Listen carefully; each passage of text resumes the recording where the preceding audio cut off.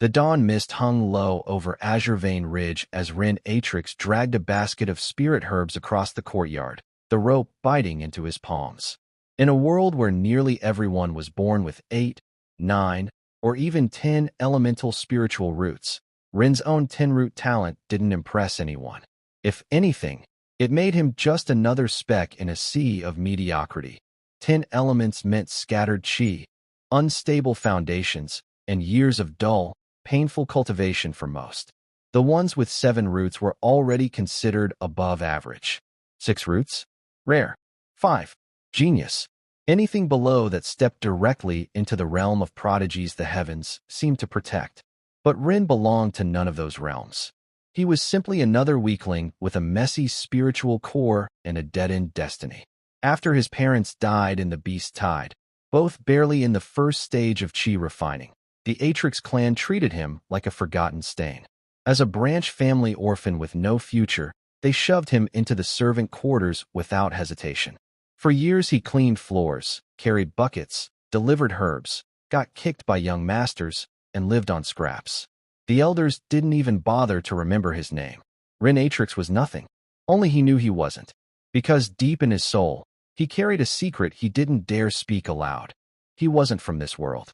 His memories flickered in dreams. Another life, another body, another earth. And every time he woke up in this weak shell, he felt the same cold determination settle in his bones. I will rise. Somehow. But today, even that resolve nearly snapped. His knees buckled under the weight of the herb basket. A young lady from the main family wrinkled her nose as she walked past him, her attendants snickering. Rin didn't bow. He never did, and his refusal irritated them. One of the attendants kicked the basket, spilling precious herbs onto the stone path. Rin said nothing, only gathered them again. His pride was silent but unbroken. By the time he returned to the servant barracks, his body trembled from exhaustion. He collapsed onto the thin straw mat, staring at the cracked ceiling. His vision dimmed. His breath slowed. For the first time since transmigrating, he wondered if he would simply die here, anonymous and powerless. Then a pulse vibrated through his mind. A chime. A cold whisper. Initializing. System awakening. Rin jerked upright, heart pounding as a translucent interface appeared before his eyes. Lines of text unfolded like a divine decree. Group resonance system activated. When host joins or creates a group, the system extracts their cumulative cultivation, their combined talents, their shared comprehension and roots. Resonance does not weaken the group. Host only gains. He stared, stunned. It felt unreal, yet the words resonated with his soul as if they belonged to him all along. A laugh escaped him, hoarse and disbelieving. So that's my cheat. The system didn't answer. It didn't need to. Rin slowly rose to his feet, clutching the frayed edge of his sleeve. He wasn't chosen by fate because of his roots. He wasn't destined by bloodline or blessed by fortune. He was weak, forgotten, ignored. Yet now he held something the world wouldn't understand until it was too late. At dawn, he packed his few belongings and walked out of the Atrix clan without looking back. They didn't try to stop him. Why would they? He was a nobody. By noon, he reached the foot of Cloudpine Valley, where a small, poor, almost nameless sect recruited low-tier disciples. Dozens of youths with 9 or 10 spiritual roots stood in line, hoping to squeeze into a place where they might struggle toward chi refining in a decade or two. Rin stepped into the line silently. The moment he signed his name on the crude registration tablet, the system pulsed. Resonance established. A warm flood surged through his meridians, thin but unmistakable. His cultivation rose from nothing to the faint stirrings of early chi refining, the combined scraps of dozens of weak disciples forming a foundation stronger than his clan ever believed he could achieve. Rin exhaled slowly. The entrance courtyard of Cloudpine Valley buzzed with restless energy as new disciples gathered under the evening sun. Rin blended into the crowd, unnoticed as always. His clothes were plain, his posture relaxed, eyes half-lidded like he was already tired of the world. No one could imagine the storm quietly brewing inside him. Elder Sean, a gray-bearded cultivator with a limp in his left leg, called the group to attention. He looked worn down, like a man surviving on stubbornness alone, but his gaze still carried authority. From today onward, The Cloudpine sect acknowledges you as outer disciples, he said. You will start with basic breathing techniques. Eating, sleeping, walking, everything must follow your cultivation rhythm. If you slack, the heavens won't wait for you. Rin felt another pulse from the system the moment Elder Shan finished speaking. Resonance update. 137 new group members detected. Cultivation increased. A faint warmth spread through his core as the cultivation of every weak new disciple trickled into him. With so many 10-element roots gathered in one place, the effect wasn't overwhelming, but it was consistent, like drops slowly filling a vast container. He inhaled. His chi stirred. He stepped into chi refining second stage without anyone noticing. The group shuffled toward the dorms, and Rin took his place quietly at the end of the line. A pudgy boy beside him, short, cheerful eyes, offered him a grin. Hey, Umbo. You look like you've had a rough day. Rin blinked at him. I've had a rough life. Bo laughed, patting his shoulder. Well, welcome to Cloudpine. If you work hard, maybe we'll reach the third stage before we die of old age. Rin almost smiled. If only you knew. A sudden commotion erupted ahead. A tall girl in white robes, hair tied with a jade pin, was blocking the path. Her posture radiated arrogance cultivated from birth, unshakable pride wrapped in elegance. The disciples whispered, That's Linyu, the inner court prodigy. She has a 6-element root. Heavens, 6? That's insane. Rin watched her without interest. A beauty, yes. A genius, certainly. But he didn't bow to anyone, especially not someone used to being worshipped. Lin Yu's cold gaze swept over the new recruits like she was appraising livestock. One among you spilled herb crates earlier today, she said. If he wishes to avoid punishment, he should step forward and kneel now. Rin's jaw tightened. Of all moments, this again? The main family girl from earlier must have tattled to her cousin. Bo nudged him nervously. Don't tell me that was you.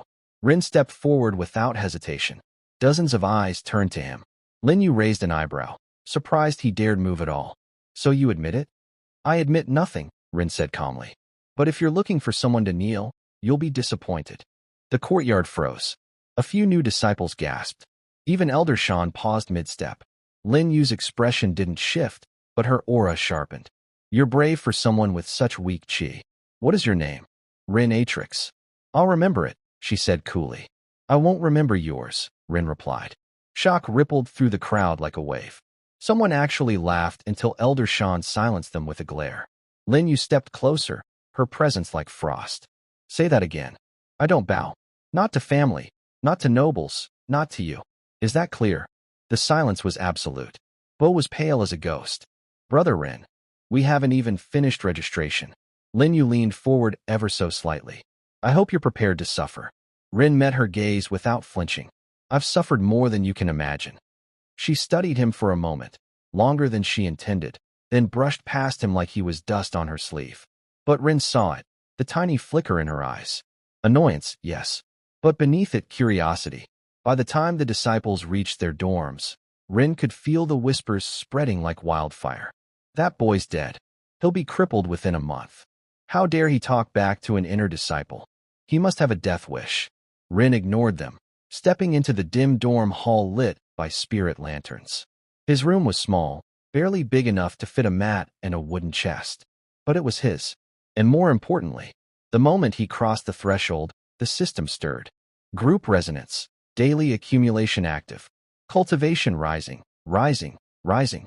Rin exhaled as another warm surge passed through his meridians. The combined effort of weak disciples training all over the sect, feeding him quietly, invisibly.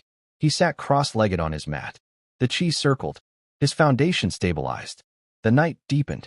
Without effort, without pills, without teachers. Rin stepped into chi refining third stage before dawn. And this was only the beginning. The morning bells rang through Cloudpine Valley, crisp and cold, echoing across the stone courtyards. Most new disciples stumbled out of their beds with groggy eyes and aching meridians, exhausted from their first night of cultivation. Rin walked out refreshed, steady, and frighteningly calm for someone who had just leapt 2 stages overnight. No one noticed yet. He tied his simple belt, stepped into the training grounds, and immediately felt an atmosphere far too tense for early morning. Whispers drifted through the air. A crowd had already formed in a loose circle. Bo scrambled toward him, breathless. Rin, Rin, you need to run. Rin blinked once. Why? Because she's here. The crowd parted as if the heavens themselves demanded it. Lin Yu stood in the center of the courtyard, white robes lightly swaying in the breeze, her presence colder than the mountain wind. Her jade hairpin gleamed as sunlight struck it, and the disciples around her kept a respectful distance, as if standing too close might offend her. Her gaze flicked up the moment Rin approached. The courtyard froze, tension spiking, breaths held. Lin Yu's voice was like clear ice breaking. You didn't come to apologize. Rin stepped forward, unhurried. Why would I apologize for something I didn't do? A sharp murmur ran through the watching disciples. Lin Yu took a single step toward him. You insulted the inner court. You insulted me. You made a spectacle yesterday. Her eyes narrowed just a fraction, studying him more closely than before. And yet, you don't look afraid. Rin cocked his head slightly. Should I be? Most people would kneel just from being questioned by me. I'm not most people. The air tightened. A few disciples backed away, expecting the confrontation to explode at any second. Lin Yu's chi rose slightly, controlled, disciplined, but unmistakably powerful. The difference between her 6-element root and typical 10-element disciples was like a stone crushing sand. Bo trembled behind Rin, whispering, Brother Rin, please don't fight her. The sect won't stop her if she uses force. I don't plan to fight her, Rin murmured. She's not my enemy. But Lin Yu clearly didn't share the sentiment. Her sleeve lifted, chi swirling faintly at her fingertips. I will give you a single chance. Kneel and apologize. Right now. Rin didn't move. Her aura intensified. Rin Atrix. I do not repeat myself. Rin raised a brow. That's fine. I heard you the first time. And your answer? Rin stepped closer, not aggressively, but with a calm that unnerved even her. No. An almost soundless gasp rippled across the crowd. Lin Yu's eyes sharpened, but there was something else behind them now. Something conflicted. She'd faced arrogant geniuses, jealous rivals, overly proud young masters. But this boy who had nothing, absolutely nothing, stared her in the eyes as if she were an equal. Or worse, as if he didn't care who she was at all. Her chi surged. Rin felt it pressing against him, testing him, smothering the air around him. Yet his own chi didn't collapse. It didn't even flicker. Lin Yu noticed. Her eyes narrowed further. Your cultivation, it feels different from yesterday. Rin shrugged lightly. Maybe you misjudged me yesterday. I don't misjudge, she said coldly. But her gaze dipped to his pulse, sensing faint ripples of stable chi. Far too stable for a typical 10-element weakling. Far too stable for someone who was supposed to be trash. Chi refining. Third stage, she whispered, eyes widening. Impossible. You couldn't have. Rin tapped his chest casually. Maybe I worked harder than you expected. Lin Yu's composure cracked for the first time. Her voice lowered. Who are you?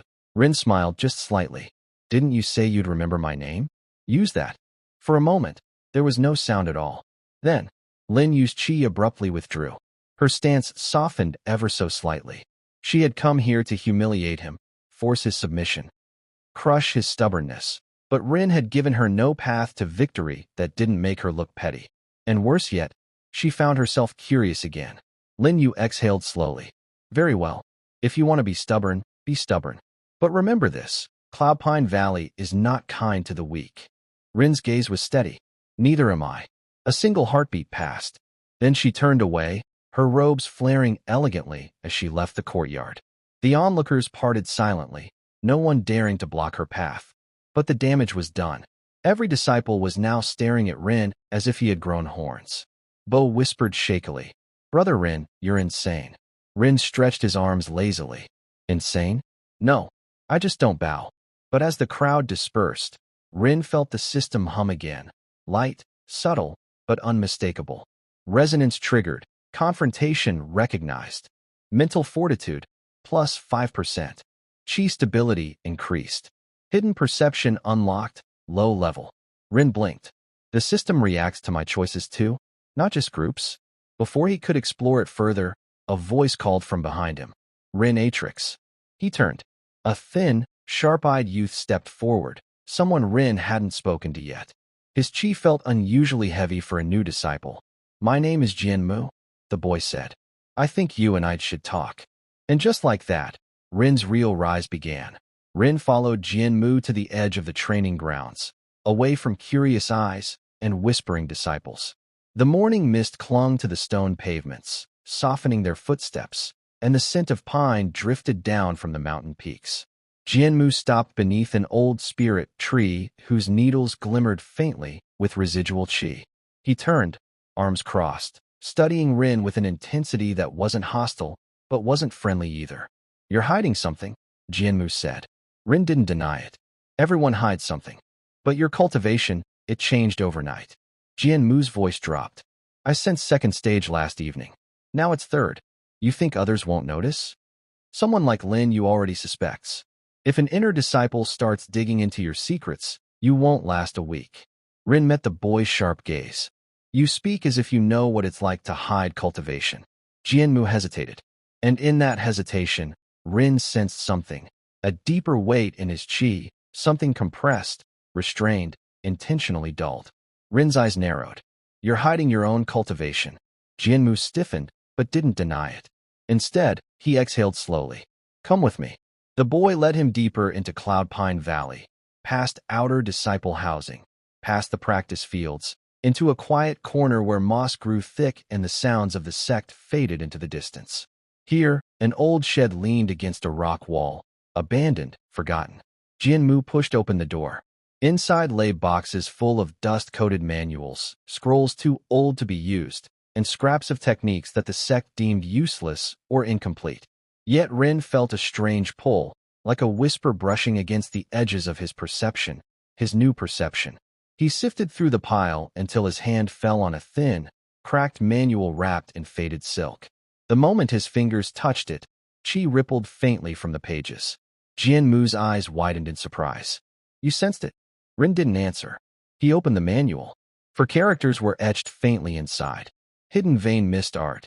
The pages described a technique designed for cultivators with unstable or multi-element roots, something that made them too easy to read. A method to compress qi flow, mask spiritual fluctuations, and mimic lower cultivation levels with precision. Rin's heart thrummed. This was made for someone exactly like him. Jianmu leaned closer. "I found it by accident 2 years ago. It's incomplete, so I couldn't use it perfectly. But you picked it up instantly, didn't you?" Rin didn't deny it. Something about the technique resonated with him. The system's influence, his unusual stability, his sharpened perception. It all aligned naturally. He sat cross-legged, placing the manual on his lap, and began breathing in tune with the strange rhythm inscribed on the page. Qi shifted. Circuits rerouted. Meridians dimmed, deepened, concealed. It was like pulling a veil over his entire body, turning vibrant spiritual energy into a quiet, nearly invisible echo. Jianmu watched in disbelief. Within minutes, when experts would struggle for weeks, Rin's cultivation signature sank. His qi compressed so perfectly that even Jianmu, who was actively looking for changes, couldn't sense anything. "Impossible," Jianmu whispered. "This is impossible. Your qi, it's gone." Rin slowly opened his eyes. "What stage do I look like?" he asked calmly. Jianmu swallowed. "Barely first stage, maybe even weaker." Rin stood, brushing dust off his knees. "Good," he said. "That's what I want. Because with this technique, no one, Lin Yu, the elders, the sect, not even enemies, would realize how fast he was rising. No one would suspect he possessed a strange system. No one would expect strength from a boy the world saw as trash. No one would prepare for him. And when he finally unleashed his true cultivation, it would already be too late for them to react. Jianmu took a step back, awe creeping into his voice. "Renatrix, who exactly are you?" Rin's expression didn't change. "Just someone who refuses to kneel." But deep inside, the system hummed softly, almost approvingly, as if acknowledging this choice. Hidden vein mist art integrated into system functions. Stealth cultivation mode unlocked. Coupling efficiency increased. Resonance gains now better hidden. Rin felt the difference immediately. His qi sank even deeper, now fused with the system's influence. Even Lin you wouldn't be able to sense him clearly. Even elders would overlook him. Even enemies wouldn't see him coming. It was perfect. As Rin stepped out of the shed, sunlight touched his face, warm and bright. But the path ahead was anything but peaceful. Cloudpine Valley wasn't done with him. Lin Yu definitely wasn't done with him. And Jianmu, perhaps, wasn't as simple as he appeared. But now Rin had something he never truly had before. A power hidden in plain sight. And that alone was enough to start changing everything. The danger arrived quietly, too quietly for a sect as disorganized as Cloudpine Valley.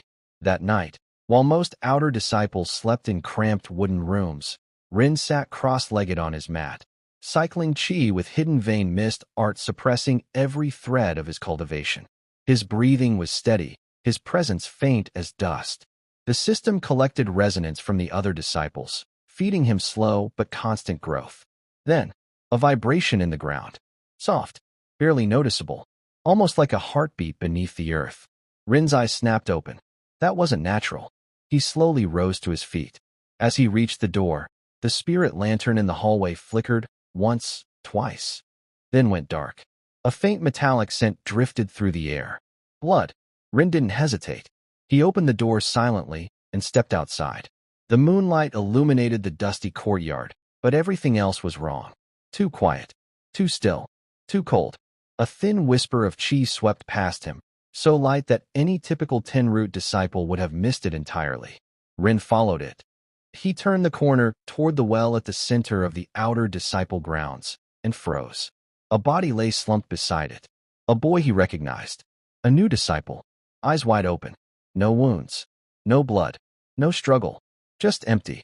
Rin knelt beside him and placed 2 fingers on the boy's wrist. Chi traces lingered. Foreign, invasive, sharp like threads of ice. Someone drained him. Not of blood. Not of life essence. Of chi. The boy was dry inside. His meridians crushed and collapsed. His spiritual roots shattered. Rin frowned. This wasn't done by a beast. He sensed movement above. He stepped back quickly. A shadow leapt from the rooftop, slamming into the ground. Where Rin had been standing, dust exploded from the impact. The figure rose, tall, wrapped in black, face hidden beneath a hood. Their chi flickered like extinguished candlelight, unstable and unnatural. An outsider. A cultivator who didn't belong to Cloudpine Valley. Rin's eyes narrowed. Who are you? The figure tilted their head, voice a hollow rasp. Too weak, not worth taking. They turned as if to disappear. Rin moved. Not an attack, just a step to cut off their path. A test. The figure paused, surprised that Rin wasn't trembling or running. You felt me drain him? Rin didn't answer. Hidden vein mist art dimmed his cultivation so deeply that he appeared harmless. Exactly the kind of prey this thing would ignore. But Rin's eyes were sharp. He noticed the faint pattern on the black cloak, a twisted pine emblem with roots shaped like claws. Cloudpine Valley elders would recognize it immediately. Rin whispered, Ghostrute Hall. The stranger's shoulders stiffened. Ghostrute Hall, an infamous organization specializing in forbidden arts, chi theft, and cultivation through parasitic absorption. They were rumored to be exterminated by the surrounding great sects. So why was one here? Since you saw that, the figure hissed, you must die. Rin felt killing intent sharpen like knives. Yet he stood perfectly still. He couldn't reveal his cultivation, couldn't attack recklessly, couldn't blow his cover now. So he waited, silent, calm, observing. Every assassin, no matter how skilled, showed flaws under tension. The figure lunged, but not at Rin, at another outer disciple's room. Rin realized instantly what they wanted. A massacre before dawn. He acted. His hand shot out, grabbing a loose stone from the ground. He infused the barest thread of stable chi, far less than he truly possessed, and flicked it. The stone shot forward like a silent bullet. It struck the wooden pillar beside the shadow just as they landed, sending a sharp crack through the courtyard. The figure staggered, glaring back. What? Rin stood there expressionless. You're noisy for an assassin. The shadow's anger surged. You're no ordinary trash. I never said I was trash. The assassin charged again, but this time, Rin was ready. He activated hidden vein mist art fully. His presence vanished. His body became weightless. His chi flow slowed until even spiritual perception would slip past him. The assassin flew through empty air. Where? Rin appeared behind them silently. Here. He struck their lower back with a precise, controlled hit. Not enough to kill, not enough to reveal his strength, but enough to disorient and disrupt their core. The assassin fell to one knee. How? How are you this fast? The figure rasped. Rin didn't respond. He simply nudged the fallen stone lantern beside him, letting it crash loudly to the ground. The noise echoed through the outer grounds. Doors opened. Disciples stirred. Voices rose. Elders' spiritual senses swept the area. The assassin hissed, knowing discovery was moments away. We will return for this sect, and for your life. The shadow vanished into the darkness, escaping into the forest beyond the walls. Within seconds, Elder Shan descended from the sky, eyes blazing. What happened? Who destroyed the lantern? Disciples ran to Rin. Bo tripped over his own feet. Rin, are you alive? What's going on? Rin simply pointed to the dead disciple beside the well. Elder Shan froze. What? What kind of? Rin kept his expression calm and voice steady. I saw a figure in black draining him. They fled before I could call for help. Not a lie, not the full truth. Just what the sect needed to hear. Elder Shan's face grew grim. Everyone inside. Now, Cloudpine Valley is under threat. The disciples scattered in fear. As they left, a faint rustle came from the training hall rooftop. Rin looked up. Lin Yu stood there, arms crossed, her gaze focused entirely on him. Sharp, searching, suspicious. She had arrived earlier than Elder Shan, and she had seen part of the fight. Slowly, Lin Yu's eyes narrowed. You, she whispered. You're not ordinary. Rin didn't respond. He couldn't. The night grew colder. Cloudpine Valley had been peaceful for years, but that peace had just shattered. And Rin Atrix, hidden cultivation and all, knew this was only the beginning. Under the dim glow of dusk, an unsettling chill spread through the forest as Rin descended deeper with the hunting team. The earlier signs, the silence of spirit beasts, the unnatural stillness of trees, were no longer subtle background noise. They were warnings, and they were growing louder. Rin felt it first, not through Chi's sense. He had none to spare, but through the resonance whisper, the intuitive danger sense granted by absorbing the team's mixed talents. His heartbeat slowed. His steps became lighter. His eyes sharpened. Something ancient was waking. A faint vibration pulsed beneath the soil, subtle at first, then rhythmic, like a heartbeat far too large to belong to any creature that should exist in this forest. The others didn't notice. They were chatting, laughing nervously, trying to break the tension. Rin's expression darkened. The threat wasn't approaching. It was everywhere, as though the earth itself were breathing. He whispered to himself, "This isn't a beast." He stopped mid-step. It's a domain. A creeping, invisible pressure began to spread, brushing past their bodies like cold fingers. Rin clenched his fists. A formation. No, older, cruder, more instinctive. A beast's sovereign aura, restrained yet leaking at the edges. If it fully awakened, everyone here would die before they could even scream. Inside his mind, the system interface flickered briefly. Warning, host has entered a sovereign-grade territory. Recommendation, do not engage. Rin snorted inwardly. As if he could casually turn back in front of 20 people without raising suspicion, he adjusted the void sheath breathing method, the technique he had discovered only days ago. Buried in the sect's forgotten scroll room. He activated it silently, letting its layers wrap around his chi like a cloak. His cultivation signature vanished completely. To any observer or beast, he was now a harmless mortal, unworthy of attention. That was his greatest advantage. A sudden tremor rippled through the clearing. Several disciples stumbled. Leaves shook loose from branches despite the absence of wind. A low, distant growl vibrated in their bones. Not loud, not even aggressive, just massive. Rin's eyes narrowed. Every instinct screamed that something was coming. Something that even the sect elders rarely faced. He glanced ahead, toward the faint red glow bleeding between the trees. A fissure. No, a cracked ancient altar, pulsing weakly, sealing something beneath it. The sealing runes were flickering, breaking, failing. A disciple whispered, trembling. Do you feel that something's watching us? Rin didn't answer. He already knew. Something was watching them, and the seal was almost broken. He exhaled softly. A threat was growing, and it was too late to retreat. The cracking sound came first, quiet, almost delicate. CRK. Then another.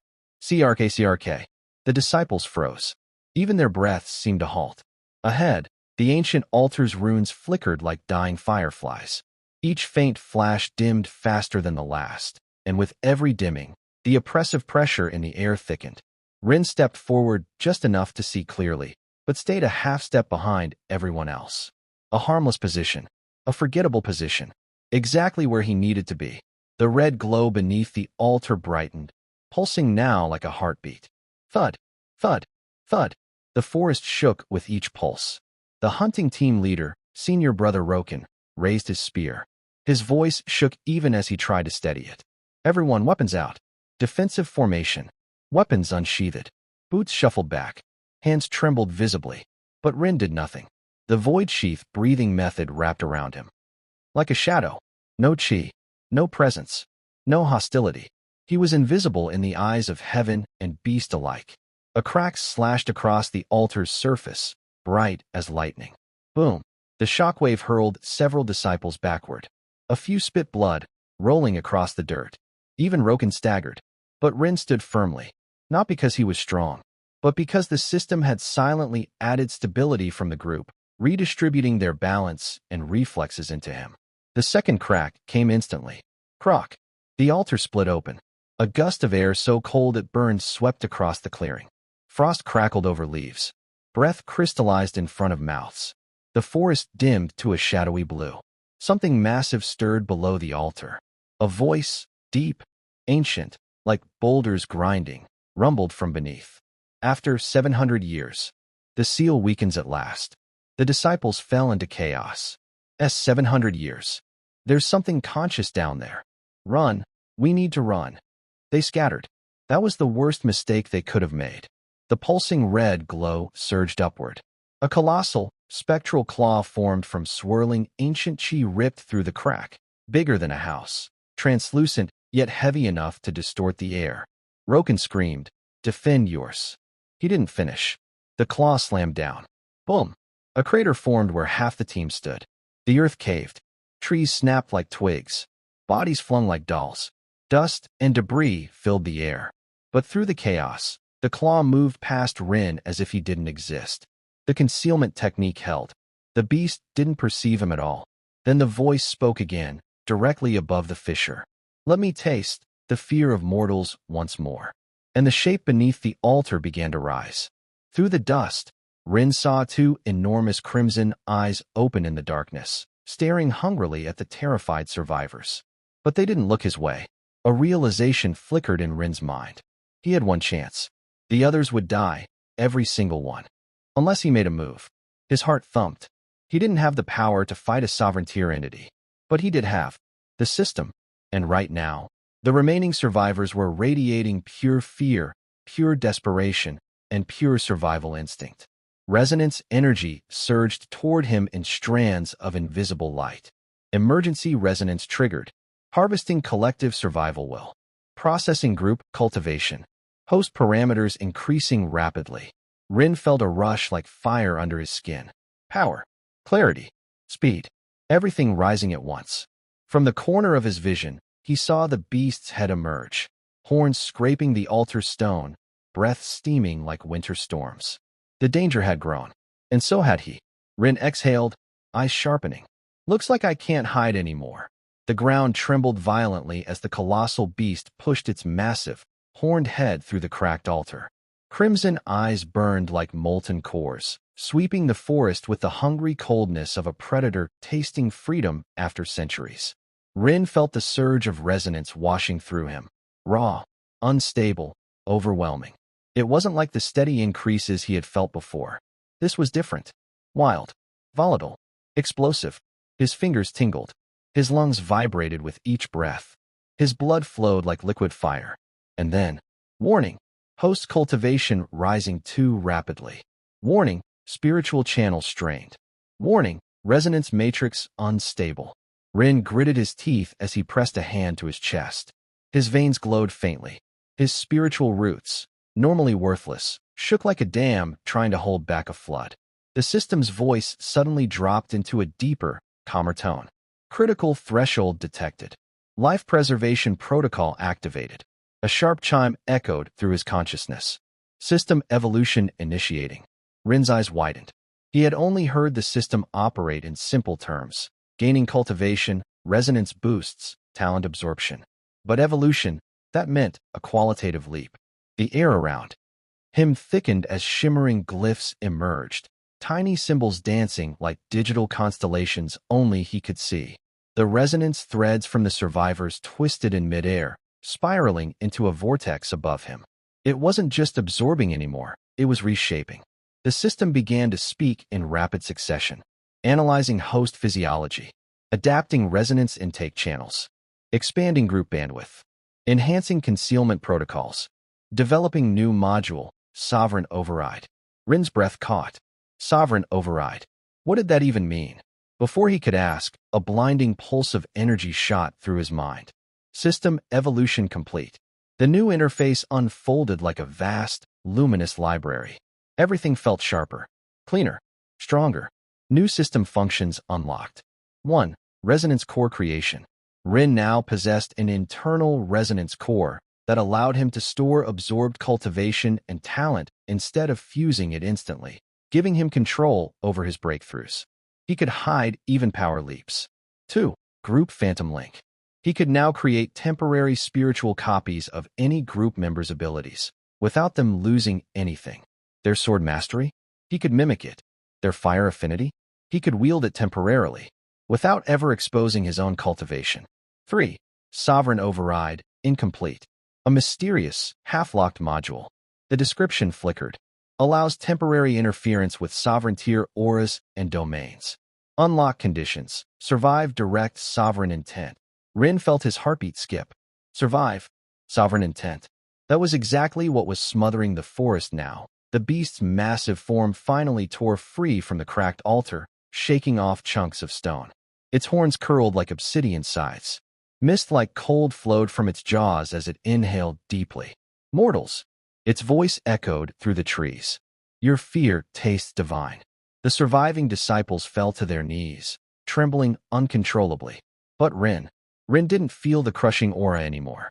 A faint glow pulsed from his chest as the newly evolved system automatically activated a sub-function he hadn't noticed. Sovereign pressure nullified. The beast's aura washed over him like a breeze. The creature froze. Those enormous crimson eyes locked onto Rin. Not because of hostility, but because, for the briefest moment, it couldn't sense him at all. A mortal without fear. A mortal without presence.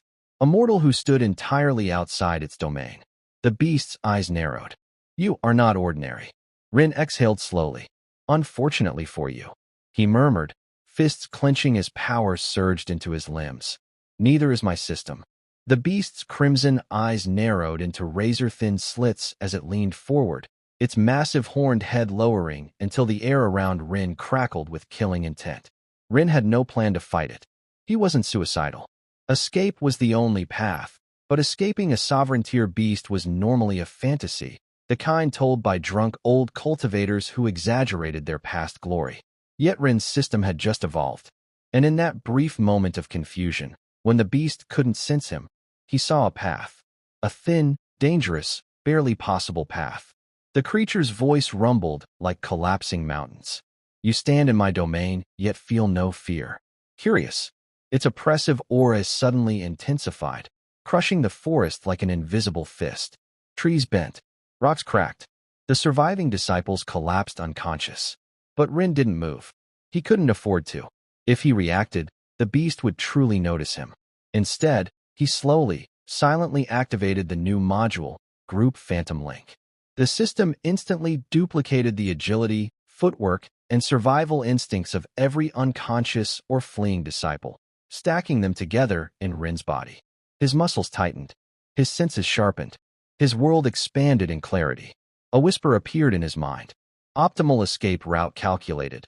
The system projected a faint, translucent pathway, threading through fallen trees, skirting shattered terrain, weaving between collapsed roots. A perfect route. A perfect gamble. A perfect moment. The beast inhaled, preparing a roar that would shatter bones and shred minds. Rin moved, not as a cultivator, not as a hero, but like a shadow slipping between heartbeats. Silent, fast, untouchable. His body flickered through the trees faster than a mortal should ever move. He didn't leap. He flowed, guided by dozens of talents that weren't originally his. Behind him, the beast's roar exploded. Running, a wave of sound smashed through the forest, uprooting entire trees. The ground fractured like shattered glass. Mountains trembled, but the system reacted instantly. Sovereign pressure redirected, nullifying host damage. Rin shot forward, the roar passing over him harmlessly as he slipped into the deeper shadows of the forest. The beast's domain stretched after him, distorting the air, chasing him like a spectral hand reaching from the abyss. It snarled, "Hiding insect. Do you think a mortal can flee from me?" The domain pressure surged. But Rin's evolved resonance core stabilized the flows in his meridians, shielding him. His breath remained calm, even as he sprinted for his life. The translucent path ahead opened into a narrow ravine, half-collapsed and nearly invisible among twisted vines. The system whispered, entering domain blind spot in 3, 2, 1. Rin dashed into the ravine just as a massive claw of spectral energy slammed down behind him, obliterating the forest floor where he had stood a moment earlier. Dust and debris exploded outward. But Rin was gone, vanished into the narrow, untraceable dead zone in the beast's domain. He escaped. Rin leaned against a cold rock deep within the ravine, breath ragged but steady. His heart pounded wildly. The distant roar of the beast shook the sky. It was furious. "Next time, mortal, I will find you." Rin wiped sweat from his brow. "Not if I keep getting stronger," he muttered. For the first time since transmigrating, he truly smiled. Not with relief, but with anticipation. Rin didn't stop running until the beast's roars faded into distant echoes and the forest returned to its usual chorus of insects and rustling leaves. Only then did he slow to a walk, keeping his breathing calm and his presence sealed behind the void sheath breathing method. He needed to return to the sect, quietly, unnoticed, ordinary. The ravine eventually opened into the lower mountain paths, routes usually taken by outer disciples. Rin adjusted his torn clothes, wiped away bloodstains, and made sure no visible sign hinted at what he had just survived. The system chimed softly as his pace relaxed. Resonance core stabilized. Group phantom link disengaged. Stored resonance. Plus 12% cultivation potential. Rin muttered, "Good. I'll need all of it."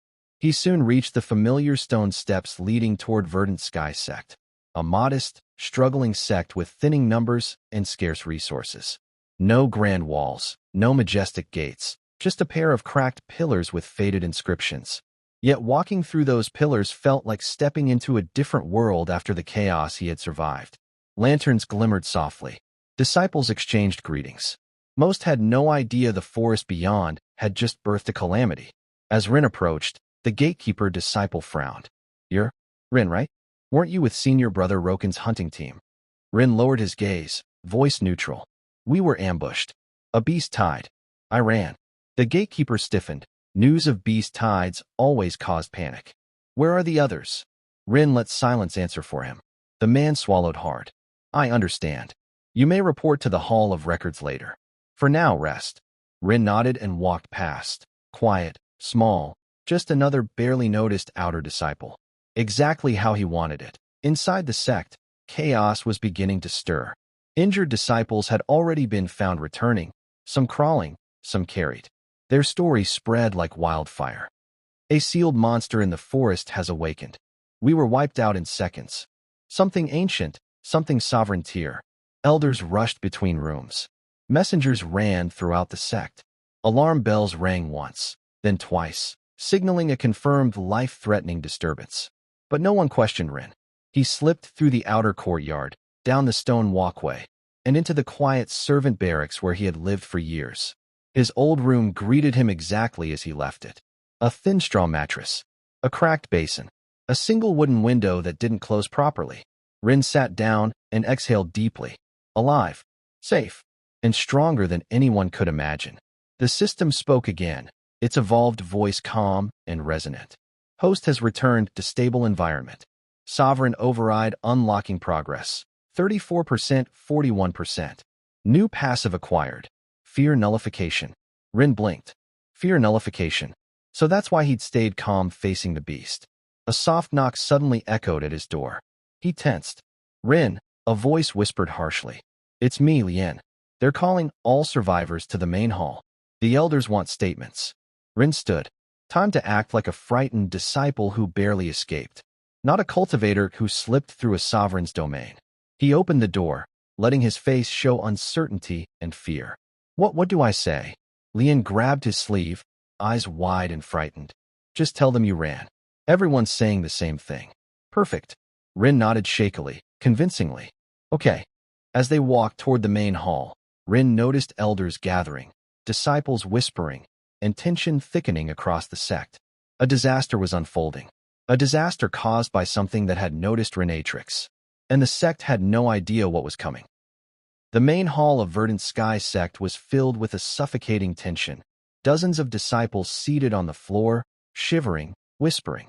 Torches cast long shadows across the stone pillars, and at the center of the room, 3 elders sat behind a carved table.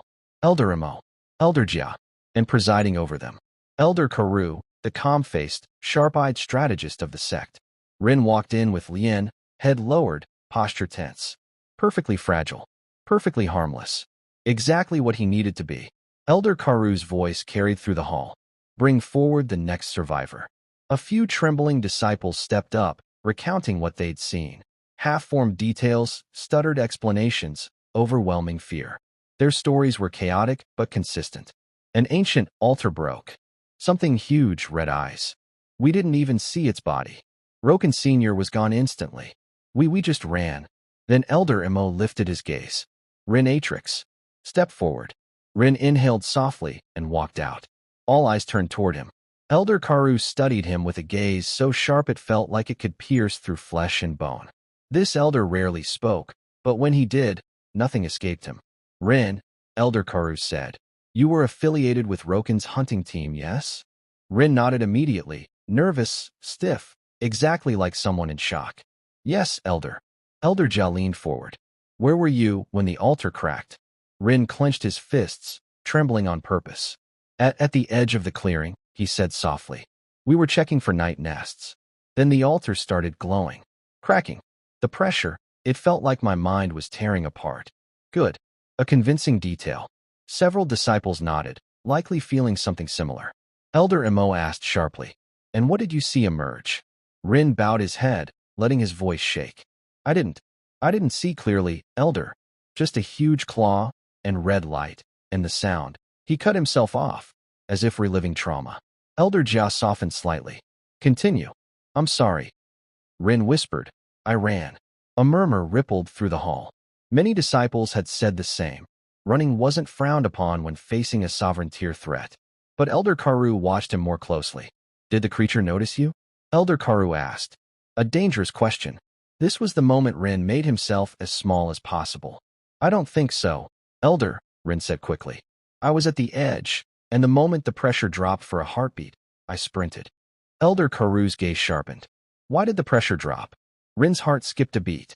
It dropped because he entered the domain blind spot, but no one alive should know that such a thing even exists. So he shook his head. I don't know, he whispered. Maybe the monster wasn't fully awake yet. Elder Imo stroked his beard thoughtfully. Elder Jia scribbled notes. Only Elder Karu kept staring, unblinking. Then suddenly, Elder Karu stood.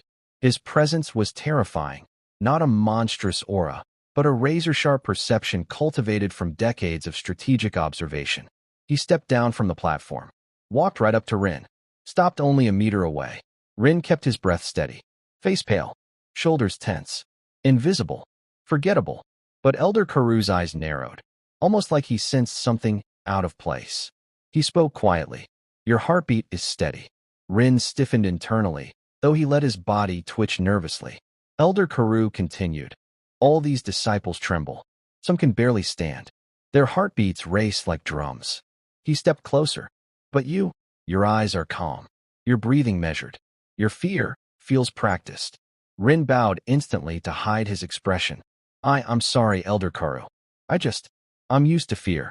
Elder Karu tilted his head. Used to fear? Rin swallowed. My parents died in a beast tide. I've lived in the servants' quarters since.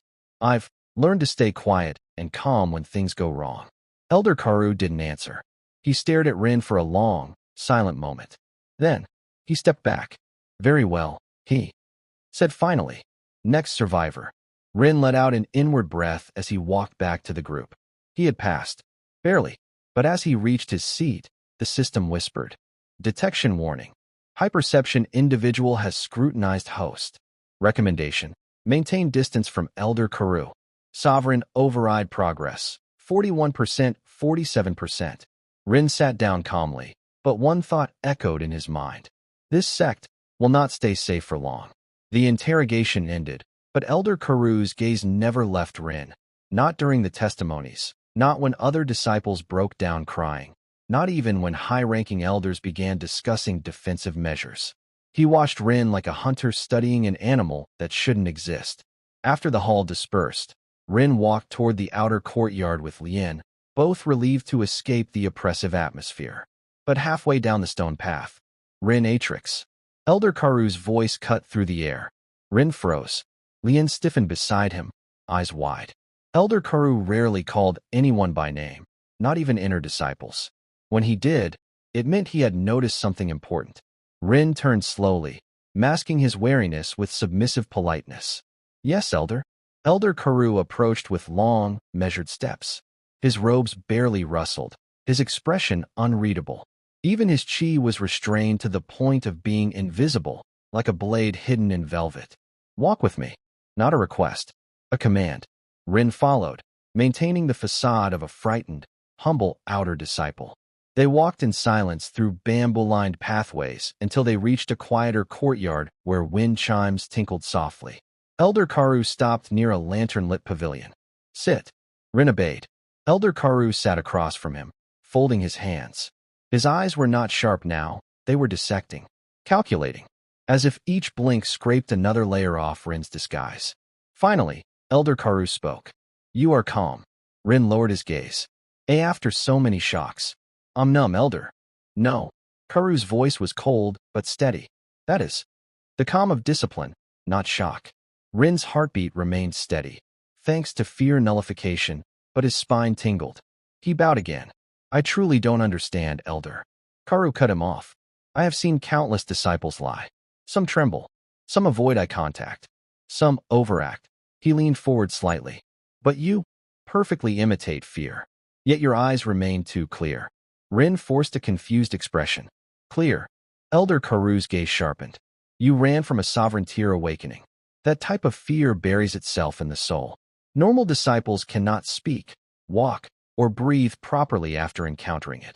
He paused. You, however, breathe evenly. Step evenly. Speak evenly. Rin opened his mouth to answer, but Elder Karu raised a hand. Do not lie. You are either extraordinary or dangerous. Rin's pulse quickened, but not outwardly. In his mind, the system whispered. Warning, perception intensity rising. Recommend activating partial concealment protocol. Rin subtly accepted the system's assistance. A thin veil of emotional instability fluttered across his eyes. Artificial, but convincing. His breath hitched. His shoulders tensed just slightly. Elder Karu's expression softened by a fraction. Better, he murmured. That is what fear looks like. Rin bowed deeply. I truly escaped by luck, Elder. I'm not special. I'm just trying to survive. Elder Karu studied him for several long seconds. Then he stood. I will watch you, Renatrix. A quiet declaration. Not a threat. Not suspicion. A promise. Elder Karu turned away, his voice calm, yet chilling. Luck does not follow the weak. And you survived what should have been impossible. He walked off into the night, fading into the shadows. Rin stayed, kneeling long after the elder disappeared. Only when the courtyard was empty did he exhale. The system chimed softly. Alert. Elder Karu's suspicion level moderate.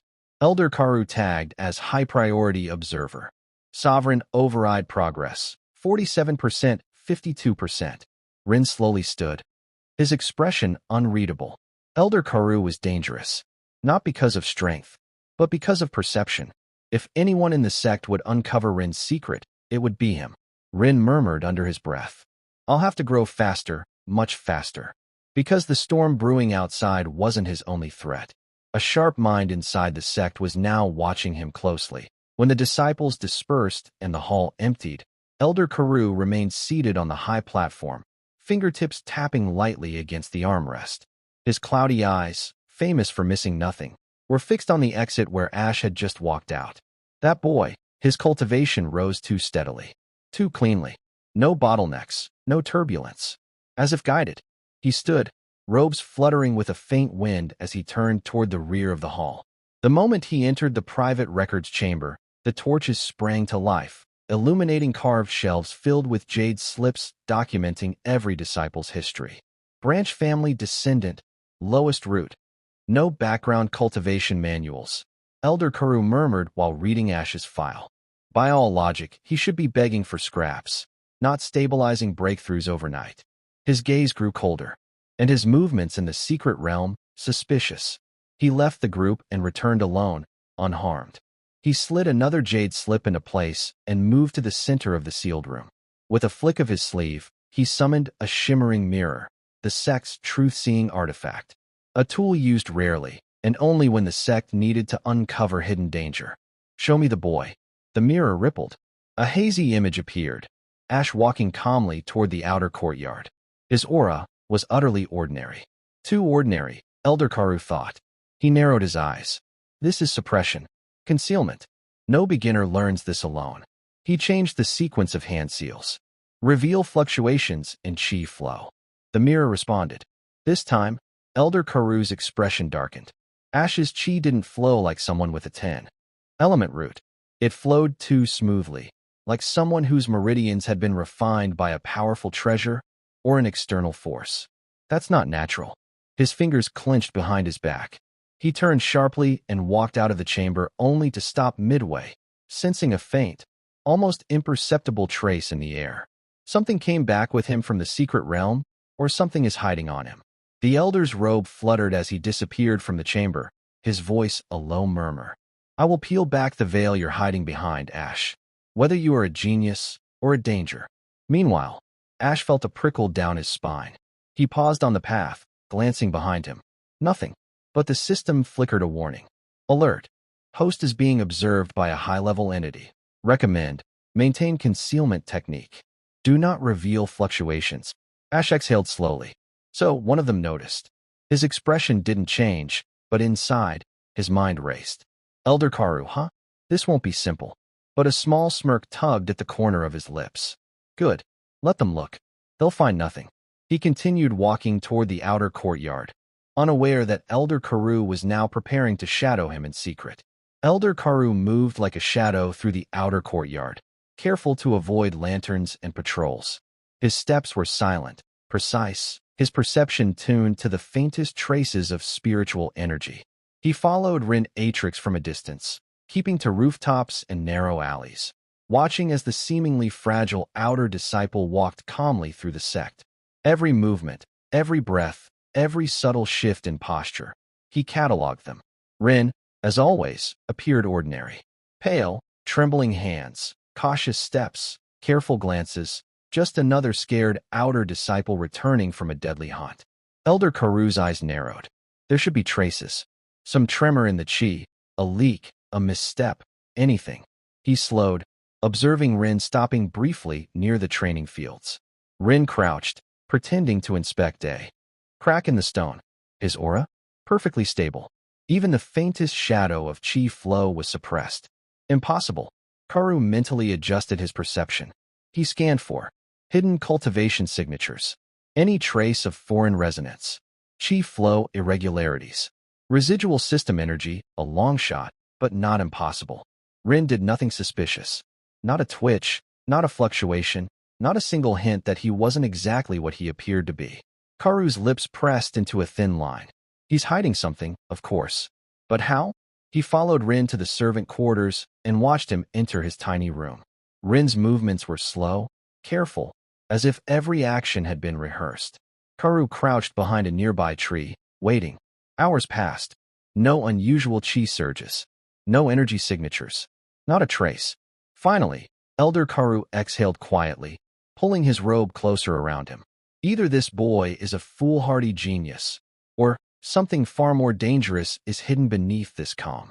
He vanished silently into the shadows, leaving Rin entirely unaware of the observation. Back in his room, Rin continued his quiet cultivation, system humming softly. Alert. Hyperception observer detected previously. Observer unable to detect host's true cultivation. Sovereign override progress. 52%, 55%. Rin smirked faintly. Let him watch. He'll find nothing. Perfect. The system hummed, approvingly.